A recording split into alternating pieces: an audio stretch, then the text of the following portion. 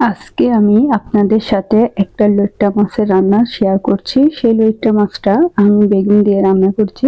তা সেই রান্নাটার জন্য আমি প্রথমে পাতিল বসিয়ে দিয়েছি, আর পাতিলে দিয়ে দিলাম কিছু কাঁচামরিচ আর পেঁয়াজ। পেঁয়াজটা হালকা ভাজা ভাজা হয়ে আসলে তার মধ্যে আমি মশলাগুলো অ্যাড করব।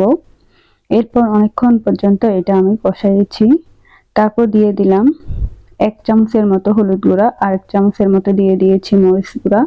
এরপর দিয়ে দিয়েছি একটু ধনিয়া জিরার গুঁড়া।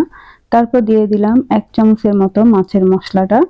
এরপর ভালোভাবে এটা নাড়াচাড়া করে কিছুক্ষণ আমি কষিয়ে নিয়েছি। এরপর কষিয়ে তার মধ্যে আমি যে সরিষা, পোস্তা আর রসুন বেটে রেখেছি সেটা আমি দিয়ে দিলাম 1 চামচের মতো। এরপর এটাও কিছুক্ষণ আমি ভালোভাবে পানি দিয়ে কিছুক্ষণ পর্যন্ত ভাজা ভাজা করে নিয়েছি। তার মধ্যে আমি কিছু বেগুন কেটে আর লবণ পানিতে ভিজিয়ে রেখেছিলাম। তারপর লবণ পানি থেকে তুলে কিছুক্ষণ আমি ধুয়ে তারপর বেগুনটা আমি এখন কষাচ্ছি। এই বেগুনটা এভাবে রাখলে বেগুনের কালো যে কষটা আছে সেটা বের হয়ে যায়। তাই আজকে আমি এভাবে করে বেগুনটা রান্না করছি। তারপর দিয়ে দিয়েছি লইট্টা মাছটা। মাছটা দিয়ে হালকা নাড়াচাড়া করব। যখন কাঁচা অবস্থা একটু নাড়ার দরকার, তারপর যখন একটু হয়ে যাবে, সিদ্ধ হয়ে যাবে, তখন কিন্তু আর নাড়া যাবে না।